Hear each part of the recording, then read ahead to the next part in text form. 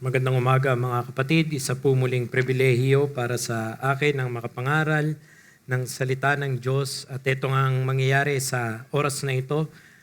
Bago tayo magsimula, hilingin natin muli ang tulong ng Panginoon para sa atin.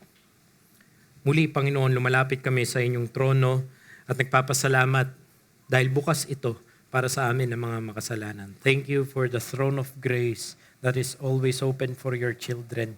Father, we thank you for this time of communion and salamat sa oras na ito dahil makakapakinig kami ng inyong salita. Salamat sa napakinggan namin kung paano maging kontento sa aming buhay at sa aming mga puso.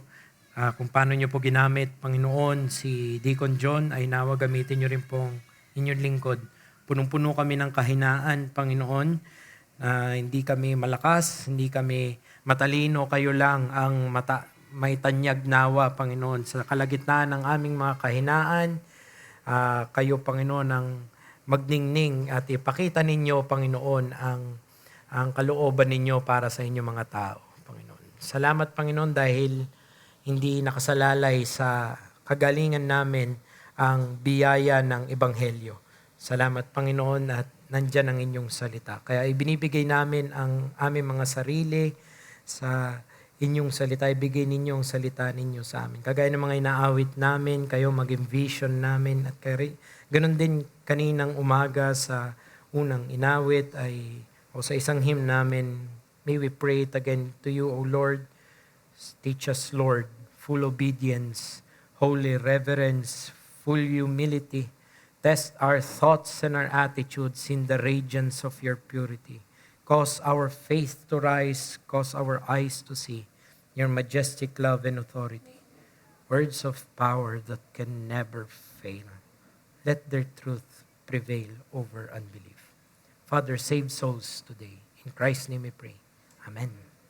Ang ating mensahe manggagaling sa libro ng Hebrews, ang sulat para sa mga taga-Hebreyo, Hebrews chapter 2, verses 1 to 4. Kung napapansin ninyo na meron tayong paraging lesson dito, ang napagpasyahan ng inyong lingkod ay kapag ako ang inatasan na mangaral sa umaga ay dito ko kukunin, hahanguin ng mga isolated lesson natin. So Hebrews chapter 2 verses 1 to 4, let's read the passage. Therefore, we must pay much closer attention to what we have heard, lest we drift away from it. For since the message declared by angels proved to be reliable, and every transgression or disobedience received a just retribution, how shall we escape if we neglect such a great salvation?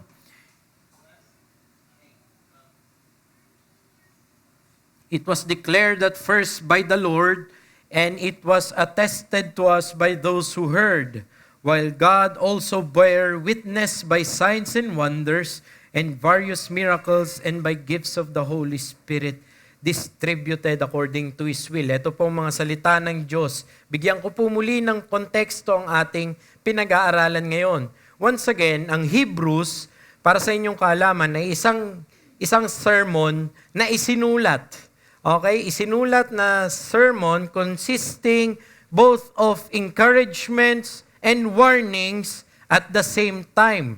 The occasion of the letter, bakit ito isinulat, ay dahil may mga readers dito, may mga mananampalataya na natutukso na tumalikod sa kanilang pananampalataya kay Kristo dahil sa kanilang mga pagsubok at mga pighati, ang mga persecutions and trials.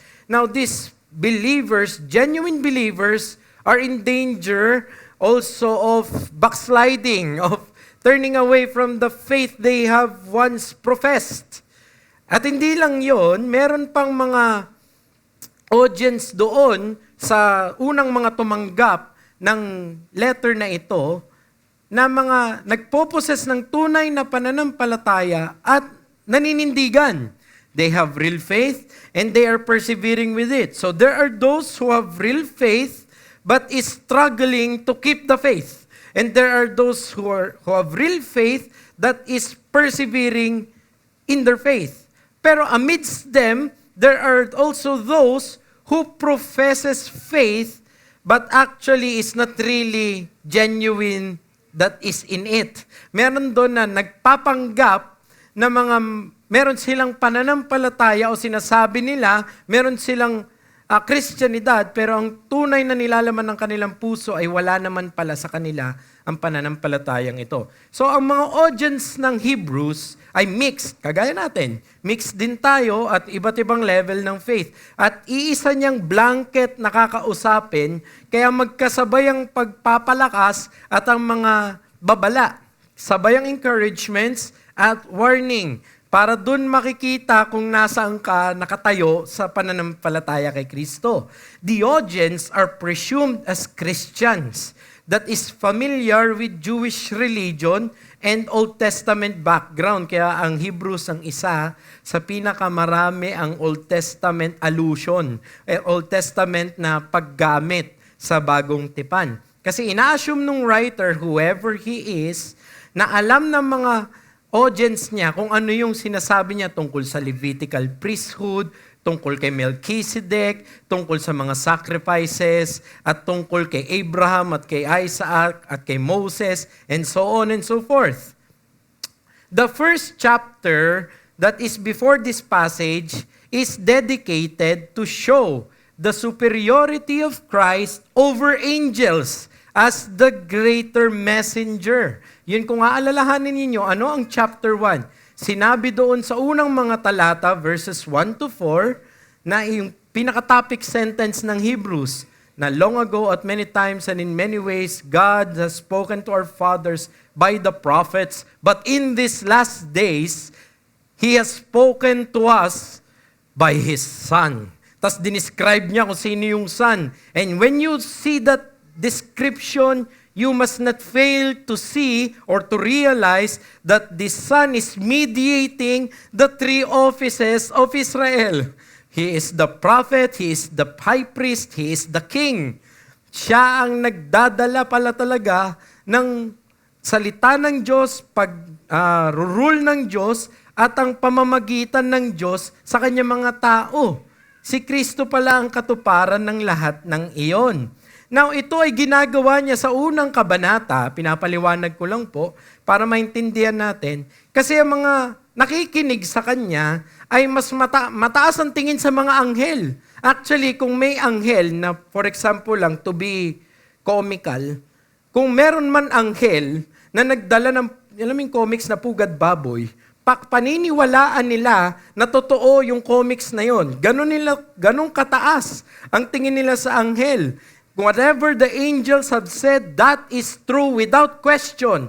Sinasabi ngayon ng may akda ng Hebrews, ibahin niyo si Jesus. Mas dakila pa siya sa mga katanyag-tanyag na anghel na yan.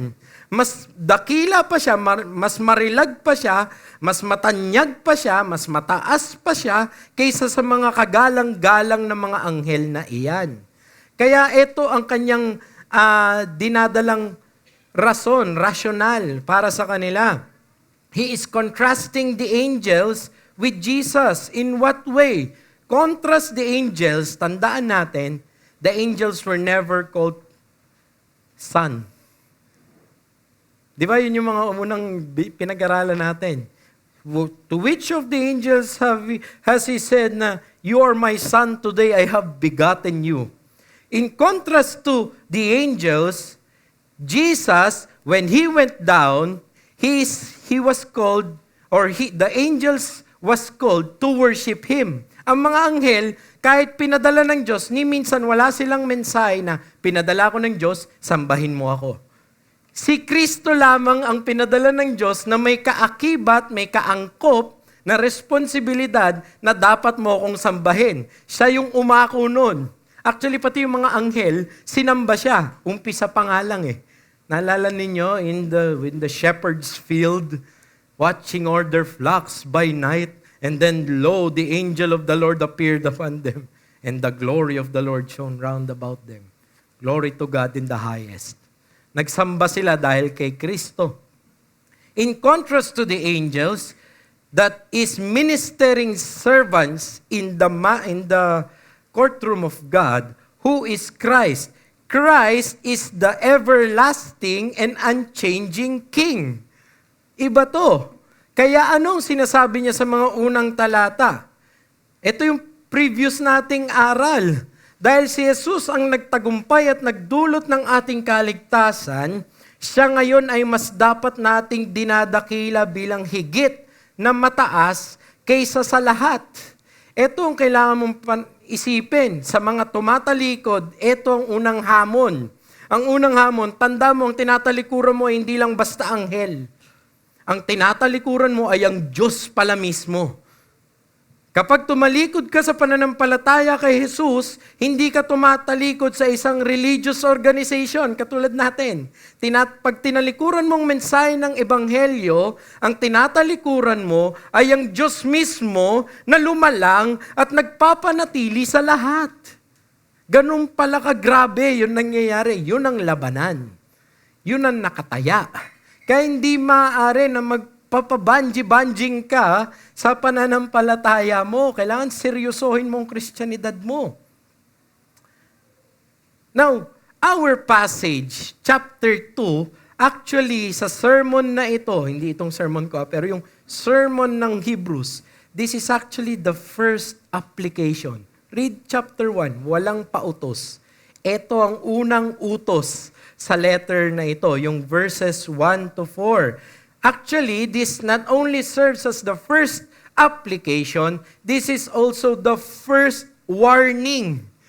Okay, sa letter of Hebrews, there are 5 or 6 warnings, depende kung paano mo hatiin yung text, pero there are 5 warnings interspersed among the sermon na ibibitawan yung ng nagsasalita o yung may akda na ibibigay niya para sa lahat. Okay, he doesn't care ngayon kung mananampalataya ka o hindi. Para sa inyong lahat ito, ito ang babala. Ito ang unang utos. Itong una ninyong kailangan gawin. Chapter 2 verses 1 to 4 is serving that warning. Ang structure nito is actually sa Griego, 2 sentence lang. Okay? Chapter 2 verse 1 is the main sentence. Chapter 2, verse 2 to 4 is the supporting sentence. So, 2 Tagalog na sentence. Pangungusap lamang ang mga ito. Ang pinakaunang utos ng may akda sa buong sulat ay ano? Therefore, we must pay much closer attention to what we have heard. Sa Tagalog, ang una niyang utos, pag-ukulan ng higit na pansin ang mensaheng narinig. Tandaan natin, may dumating na nagparinig ng mensahe, nagdala ng mensahe na galing sa Panginoon. At ito daw yung panghuli. Sino yung panghuling mensahero? Who is the final revelation that is corroborated by the series of Pastor Ramen sa umaga? Jesus, the Son of God. After Jesus, the Son of God, there no longer will be another. Wala nang magdadala ng bagong mensahe. Ang mga apostol po, tandaan natin, hindi sila gumawa ng bagong mensahe. Kaya mag-ingat kayo na may magpapanggap na apostol na magsasabi siya ng bagong mensahe. Wala na pong panibagong mensahe. Lahat po copyrighted na ng Son of God. Lahat kami dito, plagiarist na lang kami. Lahat ng nangangaral, kinokopya lang namin ang mensahe ng Ebanghelyo. Kaya nga sabi ni Pablo, kapag kahit na anghel man o kahit na sino sa amin, ang mangaral ng ibang Ebanghelyo na narinig na ninyo na Ebanghelyo ni Kristo, anong kailangan ibigay sa kanya? Anathema. Dapat siyang sumpain. Ganong kabigat ang pagiging final revelation ni Christ. Now, here, the structure is telling us na itong dapat pag-ukulan mo ng panahon. Ano daw? Pakikinig. Pakinggan mong maigi. Kung mensahe pala ang dala ng huling mensahero, dapat matuto kang makinig. Ang Griego nung pag-ukulan ng higit na pansin ay iisa lamang. Ang Griego ay proseko. Alam niyo yung proseko? To give attention to. Pero hindi lang to give attention to na para kang, alam mo yun, nanonood ng TV. Hindi ganon.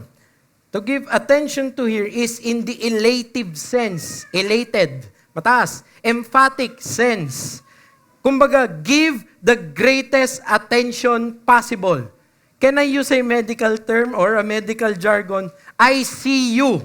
Intensive Care Unit. Nandun ka, 24 hours kang inoobserbahan. Meron at meron nakatoka sa'yo doon. May nakatutok. Yun ang Prosecco. Sabi ng may akda, ganun ang dapat pananaw mo. Kaya hindi maaari yung ugaling pangkatoliko lang natin. Upo ka, magmimisa, hindi mo naunawaan, pero isipin mo pinagpala ka. Hindi totoo yun. Ang dapat na pagpapala ay manggagaling sa kaunawaan. Kailangan maintindihan mo, kaya nagsisikap ang mga mangangaral na mag-aral para paliwanagin o ibigay ng mas maliwanag ang talata. Kasi ang pagpapala ay hindi lang sa presensya na nandito ka, tas nandito ko, at parang nung grade 5 tayo, di ba guys, na pumasa tayo dahil pinasa na lang lahat ng teacher para hindi na kayo bumalik. Hindi ganon. Pag itong mensaheng ito, sa isang halimbawa, dumaan sa inyo at ninakaw ng kaaway, wala na yon. Hindi dahil nandito ka, pinagpala ka. Hindi dahil nandito ka, ay nasa iyo ang mensahe ni Kristo. Baka umaalingaw-ngaw ang mensahe ni Kristo para sa iyo, pero hindi mo natatanggap. Magkaiba yon. Kaya ayun ang sinasabi niya dito, kaya ibigay mo ang buong attention mo. Yun yung Prosecco. Parang kayo ngayon, sa panahon na ito, wala akong nakikita ditong inaantok. Lahat kayo, Prosecco sa akin. Nakatingin. At yun naman ang dapat. Hindi dahil ako ay isang marilag na mangangaral, naiilawan lang ako nito, na masakit ngayon sa mata. Pero makikinig kayo dahil ang mga mangangaral ay may dalang mensahe na galing kay Kristo, galing sa kanyang salita. At ito yung dapat mangyari. Give the greatest attention possible. That's your first task in the combat of faith. It is not you building muscles or sharpening your weaponry. That is your first task. Your first task is this as a soldier of Christ. Listen to your commander. Amen? That's what we should do. This is a message that should remind us that our first task as the covenant people of God is not to showcase your gifts. It is not to impress other people. It is not to show the greatness of your sacrifice. No, your first task is, my sheep will hear my voice. Tinatalunan ko na yung mensahe ko. Inaawit ba talaga natin yon yung kaninang sa Sunday school? Speak, O Lord. Show me your will, O Lord. Mangusap ka sa akin, Panginoon. Ito ba talagang ina-anticipate mo ngayon? Kasi ito ang labanan. Nandito nagsisimula. Hindi nyo po kailangan na umiyak para manalo dito sa na-bless ako kasi naiyak ako. Hindi po. Hindi ho. Drama ito.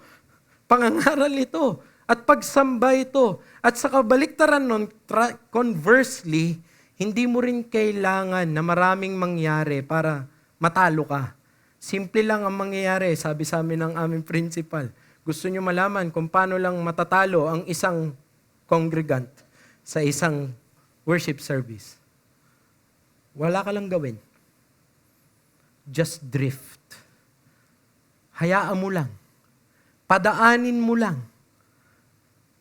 Tulugan mo lang. Panalo na ang kaaway. Kasi ang pinakaunang labanan, pakikinggan mo ba? Meron bang karampatang pangdinig, pagtugon sa salita ng Diyos? Idiniriin ng may akda dito sa parang ito na dapat lang natin isa puso at dinggin ang mensahe. Bakit? Yung una niya mga sinabi, sino ba'y nagdala? Mas dakila pa sa anghel. Kaya nga ganun ang title natin. Mensaheng higit dapat na pakinggan. Ang chapter 2, verses 1 to 4, is the first pastoral application of the book. And it stems from what was said previously. And what was said previously is that Christ is supreme over all. He's even more grand and great than the angels. So the first words of the passage we read is what word? Therefore. Kung gano'n naman pala, eto ang kailangan ninyong gawin. Therefore, and it connects to the warnings of the verses to the truths of chapter 1. But all in all, the point of the text is to highlight this, the grandness of salvation. Because it is grand, you ought to be attentive to it. That's it. Kaya ganun ang pagkanyang pinakasikat na, anong pinakasikat na phrase sa text na ito? Such a great salvation. Sa madaling salita, kung si Jesus ay may katayuan na mas kagalang-galang pala kaysa sa mga pinakamatataas ng mga mensahero ng Diyos, ay dapat mas lalo natin siyang pinakikinggan. Itong pinakaaral natin, itong pinakamensahe natin sa umagang ito. Dahil sa kadakilaan ng mensahe ng kaligtasan at ni Kristo na nagdulot neto, ang hindi pagdinig at pagtangkilik dito ay ang isa sa pinakamalalang trahedyang maaring makamit sa buhay. I call it a tragedy. It's the travesty of all travesty. The blunder of all blunders is this. You were offered Christ and you rejected it. Christ was preached to you and you did not listen. That's the greatest tragedy. Because the gospel in Christ who brought it is so great, to not listen and adhere to it is the greatest of tragedy in life. We all have our experiences. There was once this writing sa aking English pace noon. Tell of your most embarrassing moment. So, in more than 3 sentences, that's helping you to write. Meron pa doon, tell of the most painful experience. Siyempre, ikaw, kung ano nun lalagay mo doon, na nahulog ako sa bike, nabali yung buto ko, mga ganun siguro. At you may think that's your whatever. Anong tragedy sa buhay mo na sa tingin mo, yun ang pinakamasakit, pinakamalala na nangyari sa buhay ko. And I will say this, I'm sorry. It does not qualify as the greatest of tragedies. You know why? Because the greatest of tragedy you may encounter in life is not poverty. It is not sickness or ailments or infirmities. It is not war or tong sigalot. It is not this crisis. You know what the greatest of travesty is this? Having an opportunity to listen to the offer of the gospel, but in eternity, you're still in hell. That's the greatest of tragedy. Dinaanan ka ng anunsyo ng ebanghelyo, pero hindi mo pinakinggan. At pagtapos ng buhay na ito, wala ka kay Kristo. Depart from me, ye workers of iniquity, to eternal fire. The greatest of travesty that I can make my children inherit is not poverty, is not debt, utang. It is eternal death. Ito ang pamana natin bilang mga magulang mula pa kay Adan. Wala ka lang gawin. Pabayaan mo lang ang buhay mo. Pabayaan mo lang. Lumipas ang panahon. Huwag mong pakinggan ang alok ng ebanghelyo. Darating ka sa pinakamalalang trahedya sa buhay. The greatest of blunder in your life is not marrying the wrong person, making the wrong commercial choice, or vocational pursuits. No. The greatest blunder in your life is having the rescue already there, offered to you, but you failed to reach it. That's the greatest blunder. Nandun na yung barko na magliligtas sa'yo para malunod. Hinagisan ka na ng salbobida kung ano man. Nandun na yung tao, pero hindi mo inabot. Such blunder. And many souls will have this reflection in eternity. Many souls will gnash their teeth, not only because of regret, pero hanggang sa dulo, sisisihin nila, ba't hindi mo ko niligtas, pero ang katotohanan, inalok sila ng Ebanghelyo.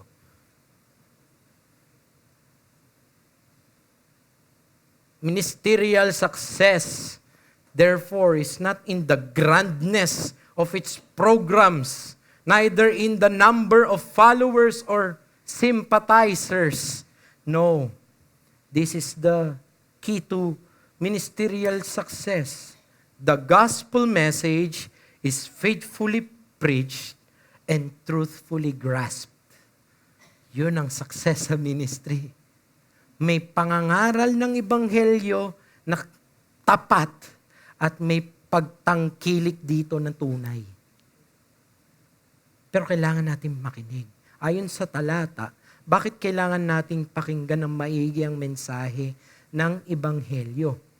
Tatlo itong punto na ito, pero para sa sake ng oras, dalawa lang ang ating tatahakin. Dalawang rason para sa umagang ito. Dahil sa kung ano ang katumbas ng pagpapabaya sa mensahe ng Ebanghelyo, at ikalawa, dahil sa kung ano ang nagpapabigat sa mensahe ng Ebanghelyo. Ang unang punto natin ay manggagaling sa unang talata. Basahin natin ulit ang unang talata. Therefore, we must pay much closer attention to what we heard. And here comes the point. Lest we drift away from it. Ang ating obserbasyon ay this. Gumamit ang may akda ng paglalarawan na hango sa lingwahe ng pangmangingisda para ipakita ang realidad ng panganib ng di pagseryoso sa pakikinig. Yung palang nakikita natin dito, hindi ko alam yung Tagalog nautical language. Alam niyo yung nautical language, pang seaman. Okay? Ang ginamit niya pala dyan na lest we drift away, ay nire-refer dyan, yung ginamit nung may akda ay yung ginagawa sa mga barko na, Ilocano, pagdarawan mooring, alam niyo yung nagmumoor, paparada na barko, tas ang gagawin ay itatali nila dun sa whatever that big metal is, tas kasabay uhulog yung angkla. That way, whatever happens to the tides, naka-anchor, nakatali. Gumaganon lang sila, hindi sila lalayo. Okay, so ang sinasabi niya, kapag hindi mo inasikaso yan ng maigi, lulutang ka palayo. Hindi maaari na dadaan ng mga storms at hindi ka matatangay kapag hindi mo ginawa ito. Ito pala ang angkla natin. Ito pala yung tali. Ito pala yung sa jeepney kalso para hindi ka umatras. Okay, dito mo ikakalso yung sarili mo. At gumamit siya ng ganito para ipakita na kailangan i-fasten yung anchor pero pag hindi ito inayos, lack of oversight, pinabayaan, hindi binuhol ng tama, ano mangyayari? Ay darating yung time. Tatangayin yan. At ginamit niya yun ng pasadya. Ang alternative daw, tignan nyo ang weird nung pagkakagamit, from linguistic to nautical. Take heed. Sabi niya, di ba? Therefore, we must pay much closer attention. Prosecco. Pero pagdating sa alternative is dapat, lest ye forget it. Tama? Ganun dapat yung grammatical, syntactical na antonym niya, kabaliktaran. Pero hindi. Pag hindi ka daw nakinig, liliparin ka. Tatangayin ka. Ay, hindi ba kayo nagtataka ba't ganun niya kinouch yung language ng warning niya? Lest we drift away. Pararheyo. Yung drift away is to allow it to passively slip away. Passive reaction. Kaya nga sinasabi ko kanina, sa isang pangangaral, just be passive. Akala kasi ng marami, pang Katoliko nga, ay hindi ko trabaho ang pangangaral. Pag nandyan ako, basta naaalingaw-ngawan ako, may pagpapala na yun. Hindi po. Ang Reformed preaching, kailangan ng expositional listening. Kailangan makikinig ka. Kailangan papasok mo sa puso mo. Kailangan iaangkop mo sa sarili mo. Take note, sa sarili mo maraming mga reform ngayon. Di ba? Tumitingin pa dun sa katabi. Pakinggan mo. Hindi, para sa iyo ito. Ito ang mensahe, whatever yung dumating sa iyo, iisipin mo. Sa providensya ng Diyos, ito ang kailangan ko para mapatibay ako. Kahit alam mo na mas evident sa Kanya, kunwari, sa kaninang nagtuturo ang ating butihing deacon, iniisip ko ang mga bagay na sana ko hindi kontento. Ang dami pagpapala. Di ba? Ano yung aking mga hinanaing na hindi dapat, na hindi na panalangin, kundi pagrereklamo na lang. Isipin mo na lang kung, alam mo yung critical yung ating puso. Okay, dapat yan makinig si brother. O tumingin ka sa asawa mo. Tamo? Kaya tama na yung Shopee.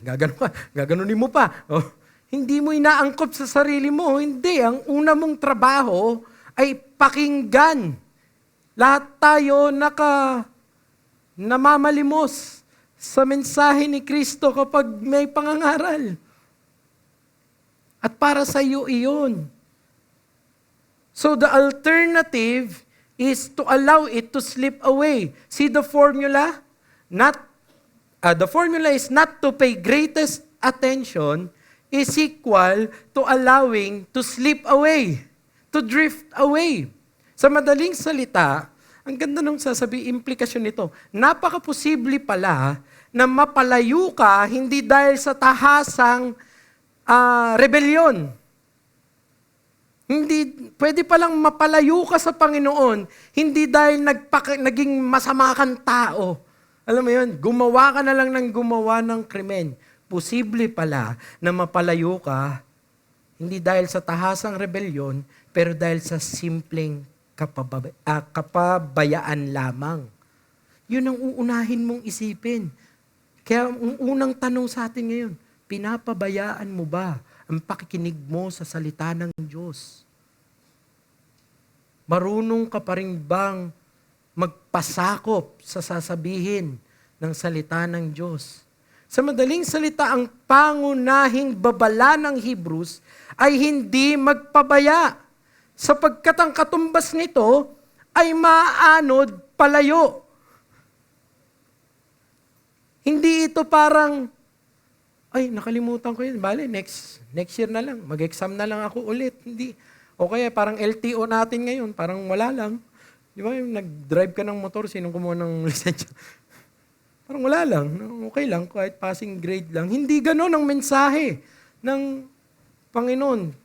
May mga dapat sana'y pagpalain ka na, dapat sana'y matanggap mo na, dapat sana'y mayangkop na maitama ka na, pero dahil nagpapabaya ka, hindi mararating sa'yo. Hindi mo makukuha. Kaya itong prinsipyo ng unang puntong ito, ang katumbas ng hindi pagseryoso at pakikinig sa mensahe mula sa Diyos ay ang paglayo dito. Huwag mong isipin na dahil nandito ka naman, hindi malayo ang puso mo sa Panginoon. That is not true. Maybe in the sight of the deacons or the fellow members or the pastor or the preachers or your other believers here, that may be true for them. But remember what God has always said even in the old, that man sees the outside, but God sees the heart.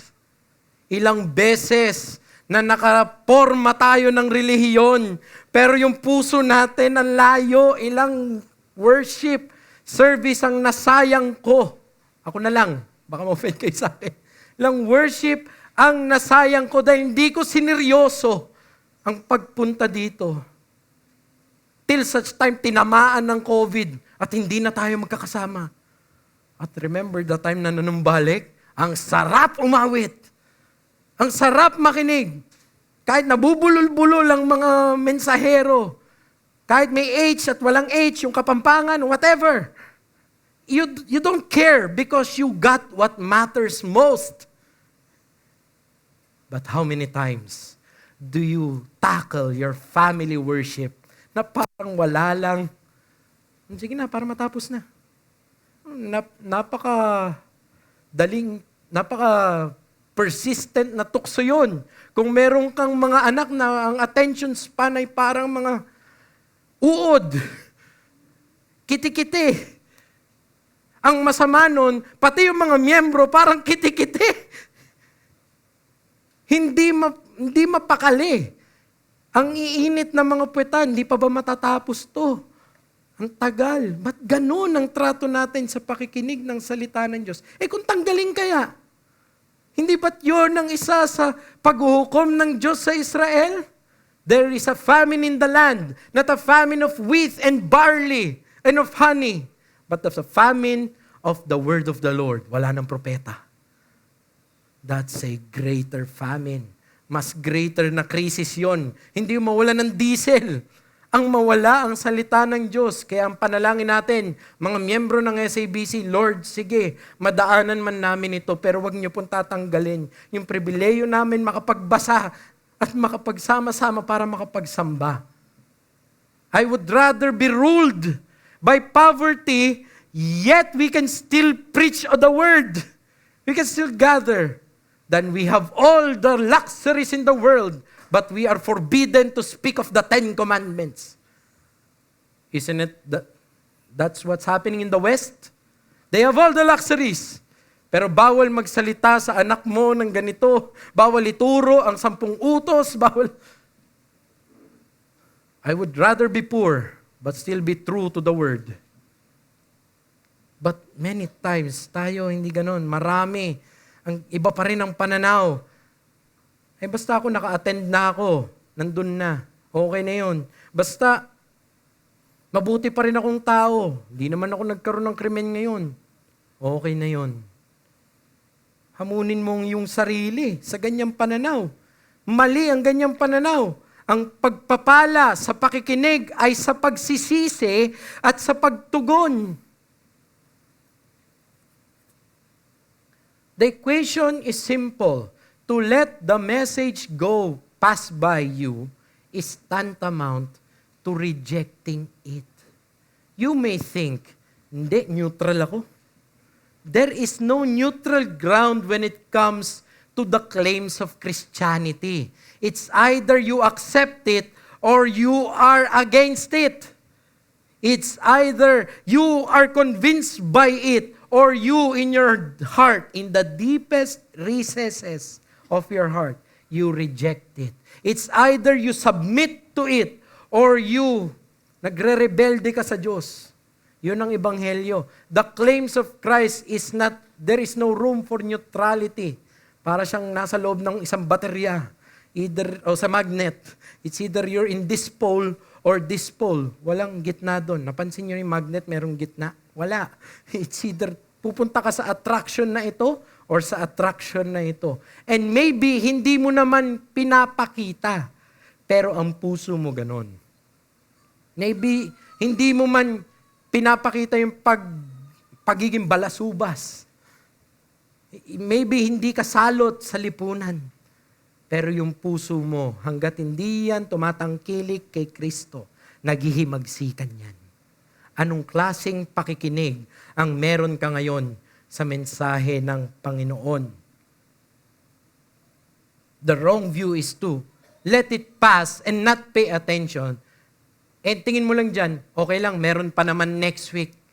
Minor hiccup. Alam niyo yun? Okay lang yun. Humps lang yun. Siguro naman okay lang ngayon na hindi ako magseryoso sa aking Kristiyanidad. May panahon naman para sabbatical. Parang may sabbatical sa faithfulness. Saan ka nakakita ng ganun? Di ba? Pwede siguro yan. Pero maling isipan yan kapag yan ang iniisip mo. The right view is not to be attentive is equal to disaster. Disastrous yan. Para siyang isang artillery officer. Alam niyo, artillery, cannon yun. Kanyon. Ngayon, artillery officer na yan. Okay? Alam niyo mga artillery officer, di ba? Alam niyo yung artillery? May mga instruments yan na kailangan tama ang degree kasi magkamali man yan ng onting degree lang, baka friendly fire yan. Pero alam niyo ba kung saan muna ang labanan nila?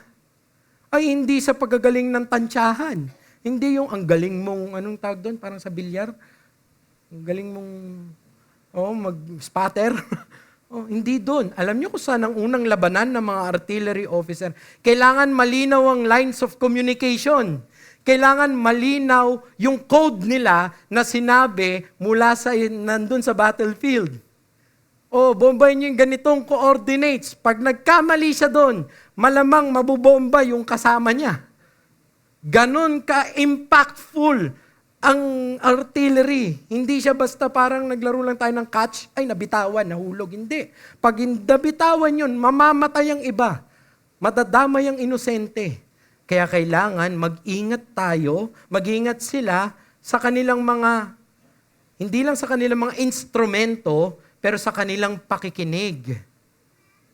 Ganon din sa Kristyanidad. It's either you pay closer attention to it or you drift away. Napansin ninyo? Hindi you stay put. Tama? You drift away. May movement palayo. At I have to make note, this is very important. The language is drifting away. Bakit drifting away? Because of the nature of drifting away. The nature of drifting away is sometimes di mo napapansin. Sometimes tingin mo okay ka lang. Sometimes, okay pa naman ako. Pero actually, ang layo mo na. Hindi ka na katulad ng dati. Dati ang init mo sa pananampalataya. Di ka mapigilan. Kulang na lang pati yung aso, bibigyan mo ng trucks. Sobrang evangelistic. Ganon ka kainit. Pero ngayon, nasa na? Ngayon, asiwa ka na. Makarinig ka lang ng radyo na may pangangaral. Ano ka na, awkward na sa'yo. Pero dati, ikaw ang tumatangkilik dyan. Ganon ang nangyayari sa tumatalikod. Dahan-dahan. Hindi mo kailangan ng grabe agad, biglaan, disiplina agad, biglang ano agad. Hindi radikal. Hindi mo napapansin, nanlalamig ka na. Lumalayo ka ng lumalayo. Para kang sa isang ihawan, nilayo na baga, hindi lang yung tag doon, uling na nagbabaga. Nakakita na kayo nang nilayo doon sa lupon na yon. Tapos habang lumalayo, umiinit. Ano nangyayari sa lumalayo doon? Lalamig yan. Hindi kaagad mamamatay yan. Pero dahan-dahan, aatakihin na yan ng ibang elemento ng mundo. Kaya mag-ingat kayo. Mag-ingat tayong lahat sa dahang-dahang paglayo. Aplikasyon, mag-ingat sa pananaw na pwedeng ipagpaliban at baliwalain ang mensaheng napakikinggan mula sa Panginoon, mula sa Diyos. Marami ang mga Pilipino ngayon, relihiyoso ang forma, pero ang puso ay nagbabaliwala sa mga udyok ng mensahe ng Diyos. Marami din, itong nakakatakot, marami din ang lumalaki sa iglesia kasama ng mga mananampalatayang mga magulang, pero di tunay na tumatalima. Laging nandun ang the best. The best offer is there. The greatest of solutions is given already.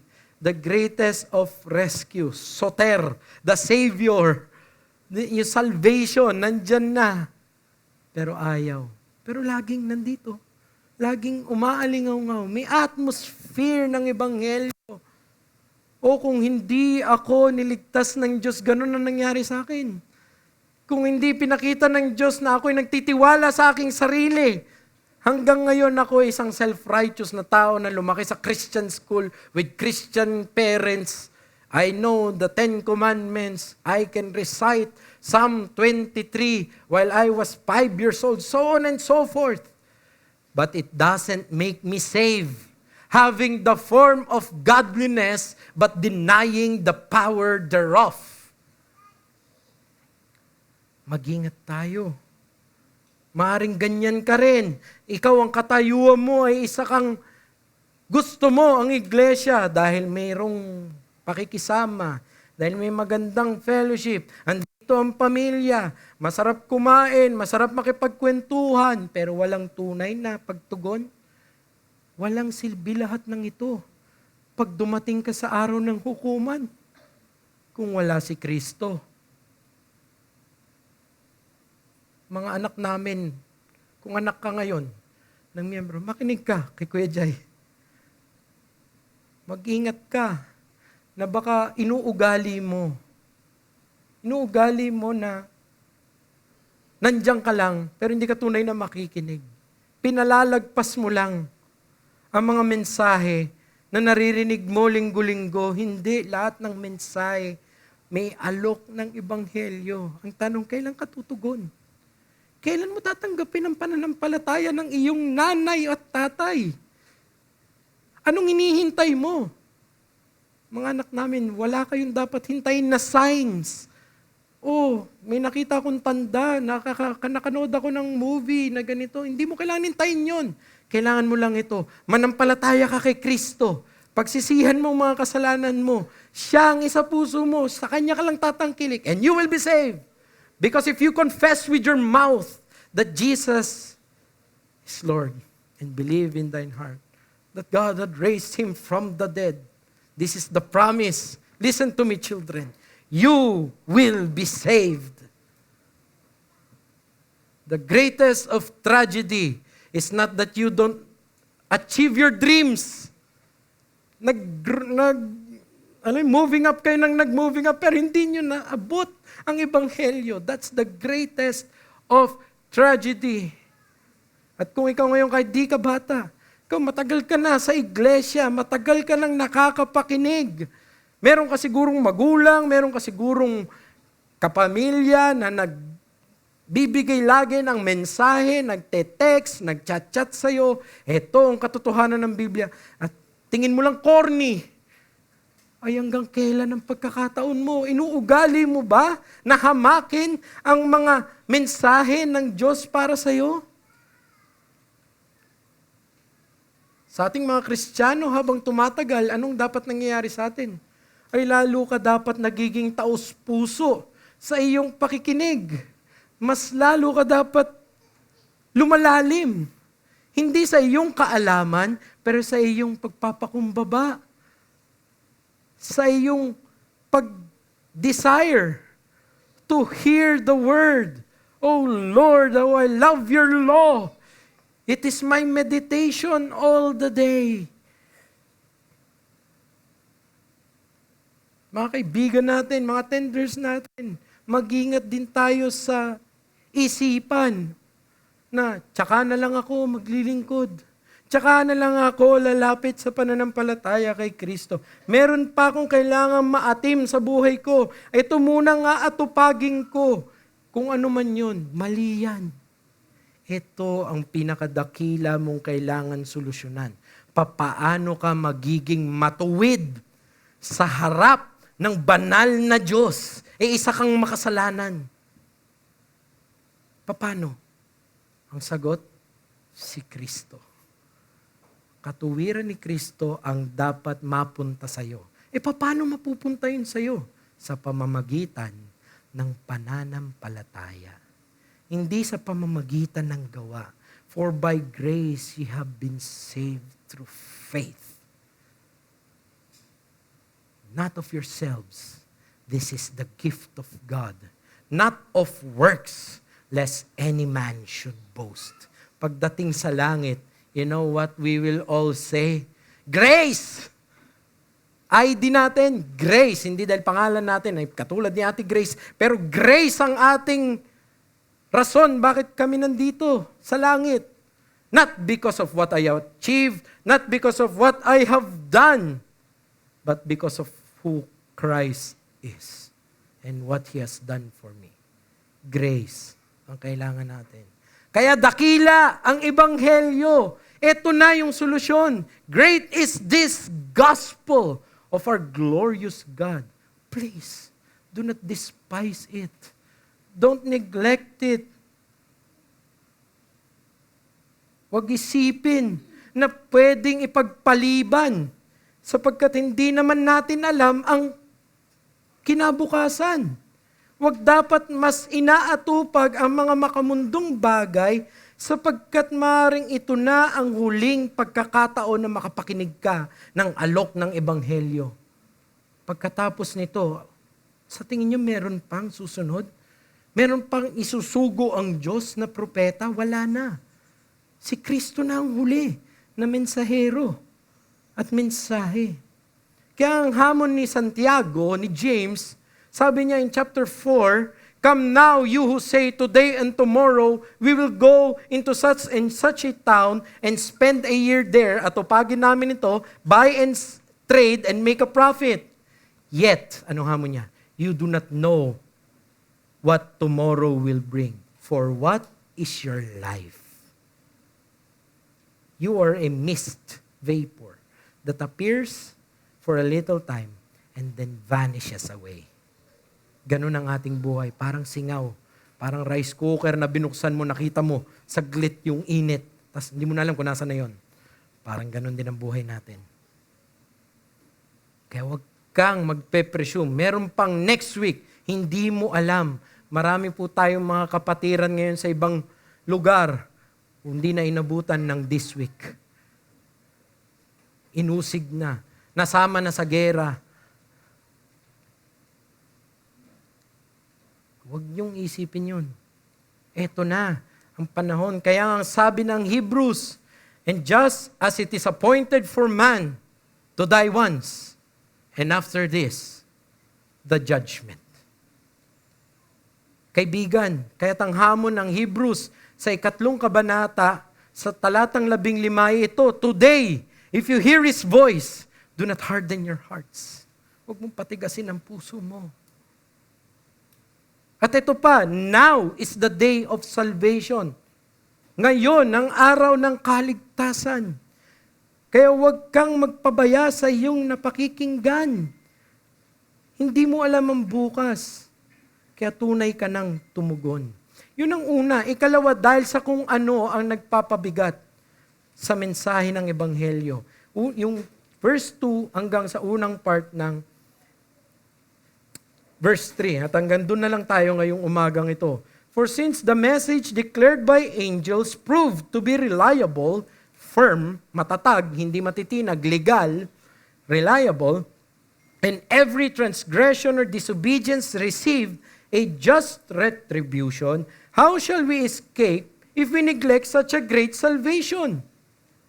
Ginagamit ng mayakda bilang paghambing ang pagbibigay actually ng 10 utos at ang karampatang parusa sa pagsasawalang bahala nito para ilarawan ng bigat ng mensahe. Papaano binigyan ng bigat ng mayakda ang mensahe ng Ebanghelyo? Etong sabi niya, di ba mga Jewish background sila? Di ba kayo ang pananaw ninyo sa lumang tipan, no? Sa 10 Commandments, dinala yan ng anghel. Actually, sinulat ni Yahweh, pero may intermediary according to their tradition. Sinulat ni Yahweh, pero nung inabot na, anghel ang mga nagabot. Ganun ang pananaw nila. Ginamit ng bagong tipan yung tinanggap na interpretasyon doon. Ngayon, ang nagdala ay hindi lang anghel nang mula sa Diyos. Ang nagdala ay ang anak niya mismo. Ang Diyos mismo ang nagdala na sa inyo. At dito, sa luma, takot na takot kayo. Actually, sumobra nga sila eh. Dumami yung tradisyon nila na sobra, wala naman sa nakasulat.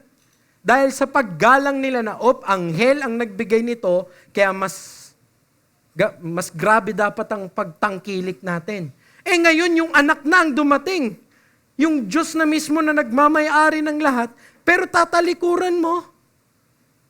Yung ginagawa dito, ng author, ang tawag dito ay Kalwahomer. Ito ang light and heavy. Ito ay isang, paliwanag ko lang, argument style na if something is true in a lesser thing, it is true also more in a heavy thing. In this case, if it is true with the angels, all the more it is true with Christ. Hindi niya sinasabing masama ang anghel. Sinasabi niya, ito tunay nga ito, tama yung paggalang ninyo. Pero mas dapat dito, kay Kristo. The message declared by angels, sabi niya sa verse 2, proved to be reliable. Legal word yun, na in all metrics, it is right. So the law is not bad. Okay? At dahil ito ay very good, every transgression receives a ano yung sabi niyang judicial terms? Just retribution. May karampatang parusa para sa lumang mensahe. Sabi niya, how much more ngayon? Di ba tinatangkilik ninyo na mabigat ito? Di mas lalo dapat mabigat tingin niyo dito sa binigay ni Kristo. Kaya nga sabi ni Stephen, bago siya mamatay sa Acts 7, 51 to 53, you stiff-necked people, talking to the Jews, uncircumcised in heart and ears. Offensive yun sa kanila. You always resist the Holy Spirit as your fathers did, so do you. Which of the prophets did your fathers not persecute? And they killed those who announced beforehand the coming of the righteous one, whom you have now betrayed and murdered. You who received the law, listen, as delivered by angels and did not keep it. Tinatangkilik ng mga apostol. Na oo, binigay nga ng anghel ang mensahe ng lumang tipan. How much more ngayon? Hebrews 10:28-29. This will be one of our verse na kailangan nyo maintindihan. Eventually, sana makarating tayo dito. Pero anyone who has set aside the law of Moses dies without mercy on the tignan nyo walang piyansa. Dies without mercy on the evidence of 2 or 3 witnesses. How much worse punishment do you think will be deserved by the one who was trampled underfoot, the Son of God? Kung yung mensahe ni Moises nakatanggap ng walang piyansang death penalty, sa tingin ninyo, ano kayang aabutin ng mga tao na sinalaula at hindi tinanggap ang mensahe ng anak ng Diyos? And you may think, para sa kanila yan, no. This is a warning to all Christians. To everybody. Are you despising the offer of the gospel? Baka akala mo okay lang yan, meron akong second life. No.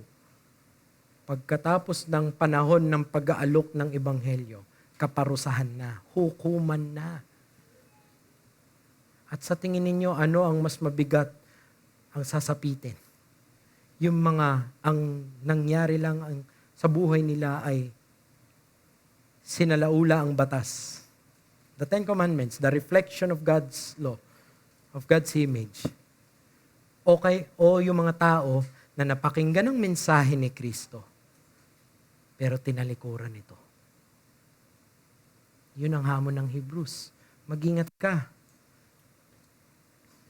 Kaya nga ang verse 3, ang ganda ng words niya, tama yung words niya.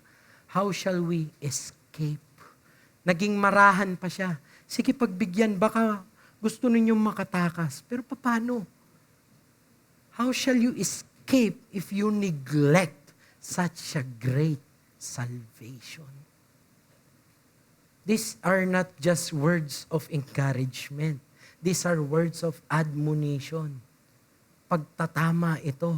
Sa tingin mo ba makakatakas ka kapag pinabayaan mong ebanghelyo? At maybe isipin mo para lang yan sa hindi mananampalataya dun sa audience. Totoo yun. Pero pati rin sa mga mananampalataya. Sa tingin mo, lalago ka kapag pinabayaan mong ebanghelyo? Hindi mo ito'y papangaral sa inyong sarili? Hindi totoo yan. You have to be in the gospel. That's called walking in the Spirit. Abiding in Christ. Even as Christians.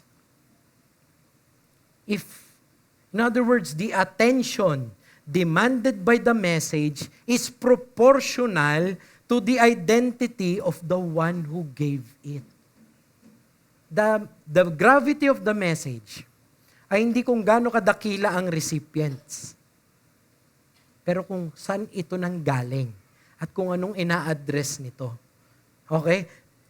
Proportional siya sa identity na nagbigay dito. Anong prinsipyo? Dakila ang epekto ng mensahe ni Kristo. Pag-asa para sa mga tumatanggap, parusa para sa mga tumatanggi. Either way, the message of God will have its effect. It's either you will have hope in your faith or you will have punishment in your unbelief. Ang sukatan ng bigat ng isang mensahe ay dalawa. Ano ang tinutugunan nitong problema at kung kanino ba ito nanggagaling. Ang mensahe ng Ebanghelyo, ano ba ang kanyang tinutugunang problema? Eternal na problema.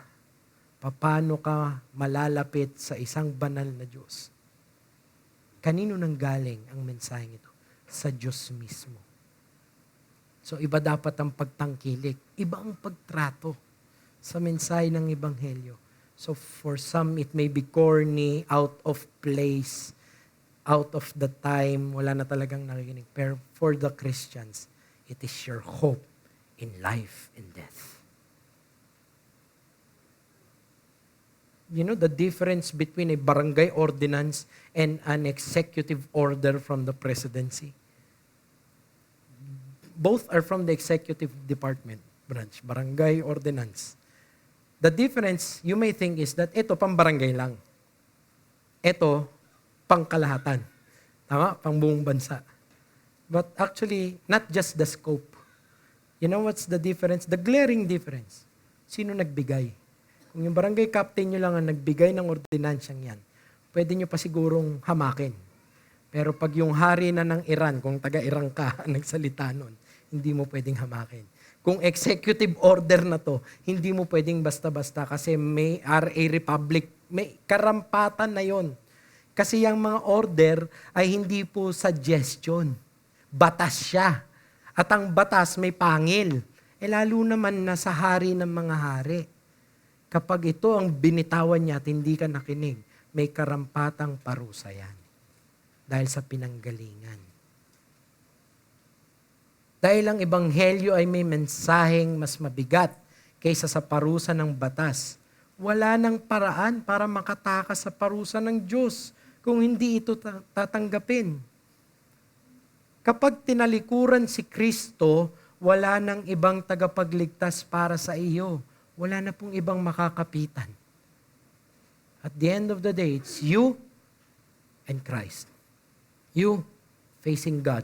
Wala na si Mami, wala na si Daddy, wala na yung ninong mong politiko, wala na yung doktor mong pinsan, whatever. At the end of your history, it's between you and God. And if Christ is not your mediator, you're going for punishment.